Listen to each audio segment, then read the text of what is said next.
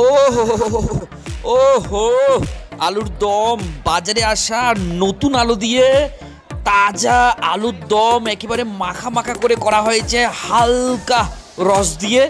এরপরে হয়েছে ক্ষীর, পরমান্ন, পায়েস, একেবারে তাজা গাভীর দুধ দিয়ে, সেই সাথে হালকা ঘিয়ে ভাজা ফ্রাইড রাইস, যেটি একেবারে দেরাদুন বাসমতি যে আতপ রাইস সেটি দিয়ে করা হয়েছে, সাথে কিউব কিউব করে গাজর, আলু এবং বিনস দেখতে পাচ্ছেন।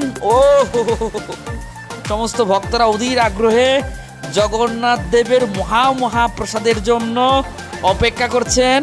বালতিতে নেওয়া হচ্ছে, এখন বিতরণ করা হবে সমস্ত ভক্তদের উদ্দেশ্যে। দেখতে থাকুন। হরে কৃষ্ণ মহোৎসবের আয়োজন করা হয়েছে ইসকন বারাসাত নাম হট্টে, তার তোরজোর বিশেষ রন্ধন সেবা এখানে চলছে।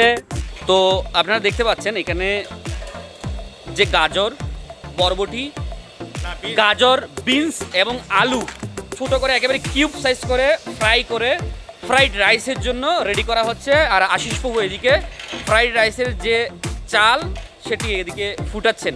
ও ফ্রাইড রাইসের জন্য আপনারা সাধারণত রাইসের মধ্যে কি কি দিয়ে থাকেন, মানে বর্তমানে ফুটানোর সময় কোনো ধরনের তেজপাতা বা তেল জাতীয় কি কি দিয়ে, এই সমস্ত কিছু দিয়ে থাকেন?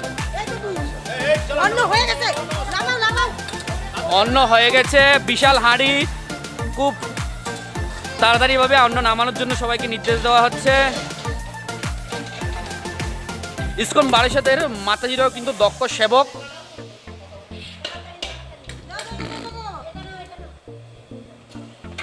তো আমাদের মাতাজিরা আলুর দমের জন্য আলু এখানে ফ্রাই করছেন, একেবারে নতুন আলু, কিন্তু কোনো ধরনের পুরাতন আলু দেওয়া হয়নি, তাই তো মাতাজি? নতুন আলু তো একদম।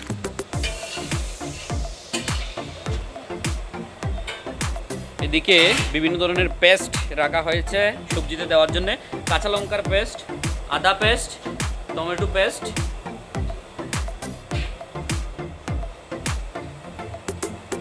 তো এখন বিকেলবেলা নগর সংকীর্তনে বেরোবে সমস্ত ভক্তবৃন্দরা, সংকীর্তন নিয়ে রাইস নেমে গেল।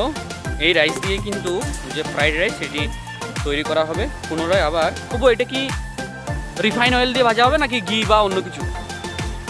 ঘি দিয়ে তৈরি হবে, তাই তো? একেবারে সম্পূর্ণ ঘিয়ের উপর দিয়ে এই রাইস এবং সবজিগুলো আবারও হালকা করে যেটা ফ্রাইড রাইসের সেটি ফ্রাই করা হবে। দামোদর মাস উপলক্ষে যে পরিক্রমা হয়েছিল 1 মাস ধরে, সেই উপলক্ষে আজকে অনুষ্ঠান। ঠিক আছে, কতজন ভক্তের প্রসাদের ব্যবস্থা করছেন? 250 থেকে 300। 250 থেকে 300 ভক্তের প্রসাদ। কি কি মেনু? আলুর দম, পরমান্ন এবং ফ্রাইড রাইস। আগে আমাদের নাপতে দিন, কজন দাঁড়িয়েছেন সাইডে, না হলে প্রসাদ পাবেন না, না হলে প্রসাদ পাবেন না, হলে মহাপ্রসাদ পেতে ভুলবো। মহাপ্রসাদ কি জয়।